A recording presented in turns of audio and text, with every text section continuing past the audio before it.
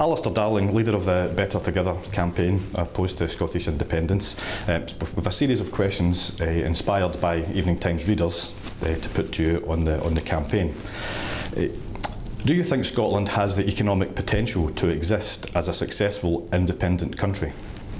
Of course Scotland could exist as a separate country. I mean, no one would argue that any country can't go it alone. The question is whether or not it's the best thing for Scotland to do that. We would be very heavily dependent on our revenues from one particular source, North Sea oil, which, although it only accounts for about 1 to 2% of the UK's tax revenues, it's been 10 to 20%. So if anything happened to the North Sea, you would have a serious problem, and you'd probably have to do something pretty drastic in relation to borrowing or cutting your public expenditure. Of course, most countries can exist on their own. The real question is whether it's in our best interest to do so. I mean, one of the things that the SNP are saying is we might enter into a currency union because you need to have some sort of currency. That would mean our budgets would have to be approved by the rest of the UK. That's not independence. That's what's happening in Euroland at the present time. Or take the question of the European Union. There would have to be a renegotiation. Everybody now agrees on that. What are the terms and conditions? So I'm not arguing you can't. What I'm saying is, if you have a single market where firms don't have to ask any questions about how they buy and sell goods, no barriers, particularly for the financial services firms, you've got the bigger influence in the European Union, and of course, there's the other big thing that actually does matter in my view, the emotion. Being Scottish and British together does actually matter to most of us. Okay. Obviously, the SNP claim that there's figures from the OECD which shows that Scotland would be the sixth richest country in the world, and they claim that we would be 2.3 billion better off. I think was the last figures that John Swinney quoted. So there'd be no argument there that Scotland could go alone. Do you agree with those figures, or do you dispute that contribution that Scotland? These are not OECD figures. They are figures that the SNP has taken from an OECD study, and then tried to show that we would be a rich country. They actually assume that a lot of what we presently have, including the Barnett formula, is still in existence. So they're completely misleading figures. I think what you have to look at is if you break away from the rest of the UK, everything changes. Obviously, you don't get transfers of money coming from the south. You do get the oil, but then you've got other risks that you don't have at the present time. You're a country of 6 million, so you are more prone to some of the risks that you don't have if you're a larger country. There's all sorts of other things that are unknowns. For example, what would happen to the financial services industry if you didn't have a lender of last resort, if you didn't have a central bank? So I've seen these figures, but like everything else the nationalists produce, when you actually look at them, they don't actually tell you the whole picture, and those figures are not official figures. Okay. Another theme which came up repeatedly was the relationship between Scotland and England and where spending is focused.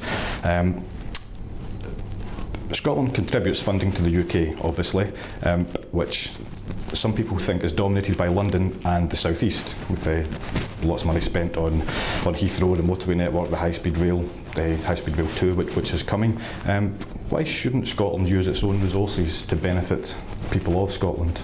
Well, at the moment, what happens is, as in any country, resources are transferred from the better off areas to areas that are less well off. And actually, if you look at public expenditure per head of the population, we spend more in Scotland, significantly more than we do in England.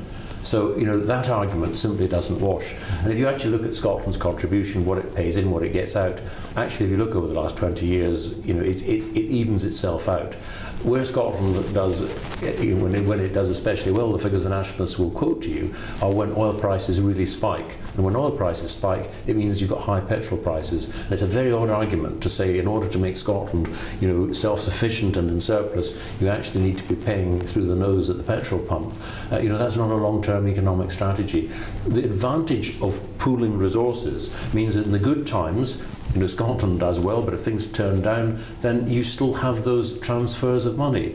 And when you get really bad times, like when RBS had 3 hours to go before it ran out of money, Scotland on its own couldn't have done anything about it, because that bank was in size equivalent to the entire output of the whole of the United Kingdom. So actually being together spreads your risks as well as providing you with a huge opportunity. But if you look at the figures overall, actually they've evened themselves out.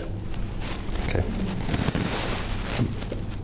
How would you convince a traditional Scottish Labour supporter who voted SNP after becoming disillusioned with UK Labour, who thinks independence will allow Scottish Labour to regain its true identity? Well, I just don't agree with the whole premise of that question. Because there's lots of things that the Labour Party needs to do to pick itself up after the loss in 2011. Indeed, that process has started. I mean, Joanne is scoring points against Salmond on a weekly basis in First Minister's questions, and but she would readily say there's still a lot more to do. But remember this. In 2014, we're not just choosing a government for 5 years, which is what you do at general elections, and if you don't like them, you kick them out and you get another lot in. You are changing irrevocably the status that we have. Remember, the Nationalists only need to win once by one vote, and that's it. There's no going back. And that settlement is not for 5 years, it is maybe for hundreds of years. So we're not talking about picking the next government, and who knows what shades of political opinion will form a government in the next hundreds of years. We simply don't know that. But the reason the referendum is different and why the things you're thinking about are different is you're thinking over a massively long-term timetable, and you've got to ask yourself is, what do you think is best for Scotland? Is it best to have that large single market which gives the opportunities for jobs and so on, the security that comes with that, the influence that comes with that? You're not choosing the government. When it comes to choosing the government, I will, like everybody else in the Labour Party, I will be fighting tooth and nail to get a change of government in the next general election. And similarly, when we come to the Scottish elections in 2016, I'll be doing exactly the same thing then. An independent Scotland, if that was to be the case, would almost certainly not be governed by the Conservatives and would most likely be centre-left dominated for decades. Does that hold no attraction for you? Are you prepared to put up with successive Tory governments doing what they're doing just now, attacking the poor? Is that a price worth paying? Well, there's two things here. There actually hasn't been successive Tory governments in the United Kingdom. There was a Labour government for 13 years. I know that because I happen to be a member of it.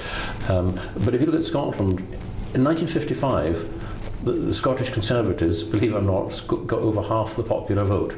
So the idea that Scotland has for centuries always taken a different line is just simply not true. And we do not know over the next 100 years how Scotland, or indeed any other part of the United Kingdom, might vote. They could vote for a right-wing party, they could vote for a left-wing party. There's been many examples of countries that become independent and the Independence Party won, and then the next time round a completely different kettle of fish was dished up. But remember, that's why I say you are not choosing a party of government for the next 5 years, you are choosing an entirely different system.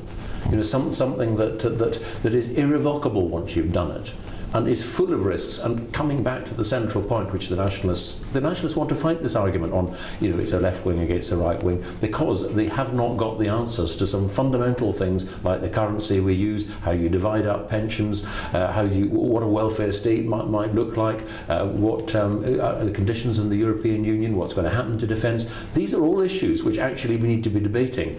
It's simplistic and misleading to say it's an argument about what sort of government do you want for the next 5 years. What the SNP independence does offer would be a complete radical change from what we've got just now.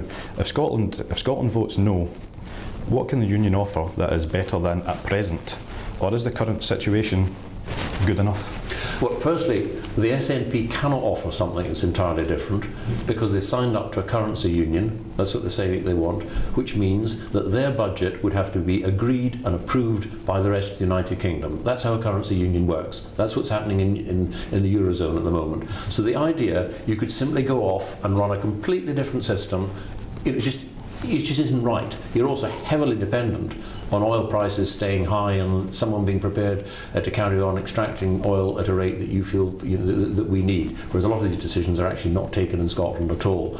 And as for the present situation in the UK, no, it's not acceptable. And that's why the next election I will be campaigning hard to get a change of government. They're wrong on the economy, but we are not talking. And this is, at the heart of the series of questions, especially from people from the nationalist side. They want to fight it on left against right. A wonderful world against a wicked and a bad world. But it's not about that. It's about something that will last for several hundred years.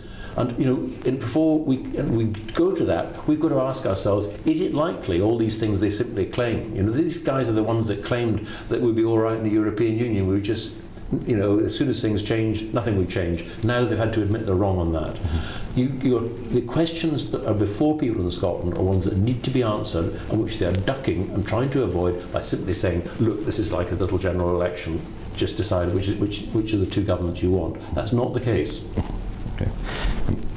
You've been accused of a negative campaign so far from some quarters. How will you make a positive case for the UK? Well, I'm accused of being negative whenever I ask questions. When I asked where's this legal opinion that says you will be all right to stay in Europe, I was told I was being negative. And then guess what? The legal opinion never existed. So I'll carry on asking questions, because someone who says change fundamentally, but I'm not prepared to answer any questions, you're bound to question the validity of what they're saying. There are three good reasons for us remaining better and stronger together. The first one is the economic one. We have a large single market. Firms can buy and sell across the border. People can move across the border, no problem. They don't even have to think about it. Secondly, we have influence as a larger country you simply don't have in a smaller country. The European Union, it's as larger countries that call the shots, whether you like it or not. Similarly, we're one of the biggest donors to the World Bank. We have influence over development, which is something that a lot of people in Scotland care passionately about. Other institutions internationally as well. And the third thing, positive thing, is I'm very proud of being Scottish and I'm proud of being British. Why should I have to choose between the two when I don't have to? So there are three very positive reasons, and I'm happy to bang on about them for the entire campaign, but that does not let the nationalists off the hook. Being negative is not is simply nonsense. It's a smokescreen. When they start answering some of the questions, and rather before November of this year, they've had 80 years to think of this, and they can't come up with anything before November. No wonder people ask questions.